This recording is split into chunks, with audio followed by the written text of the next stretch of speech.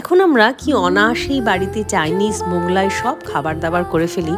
আগে কিন্তু এরকম হতো না। আমি দেখতাম মা সমস্ত রান্নায় ডায়েরিতে লিখে রাখতো। তখন এত ইউটিউব ছিল না, ইন্টারনেট ছিল না। মার ফেভারিট শো ছিল আকাশ বাংলার রান্নাঘর। মল্লিকা পরিচালনা করতো আর শেফ দেবাশিস শেষে রান্না করতো। তোমরাও যদি কেউ এই শোটা দেখে থাকো তাহলে আমাকে জানিও। এতক্ষণে নিশ্চয়ই বুঝতে পেরেছো আমি বানাচ্ছি চিলি চিকেন। চিকেনটা 1 ঘন্টা আগে আদা রসুন দিয়ে ম্যারিনেট করে রেখেছি। তার মধ্যে ডিম, কর্নফ্লাওয়ার, সামান্য নুন দিয়ে ভালো করে মেখে ডিপ ফ্রাই করে তুলে নিয়েছি। এরপরে ওই তেলে দিয়ে দিতে হবে বেশ খানিকটা রসুন কুচি বা রসুন বাটা, তার মধ্যে সয়া সস দিয়ে তার মধ্যে পেঁয়াজ এবং ক্যাপসিকাম ডুমো ডুমো করে কেটে দিয়ে দিতে হবে বেশ খানিকটা কাঁচা লঙ্কা, সেটা দিয়ে নাড়াচাড়া করে ওপর থেকে প্রায় হাফ কাপ মতন টমেটো কেচাপ দিয়ে অল্প একটু জল দিয়ে ওটাকে ফুটিয়ে নেবে।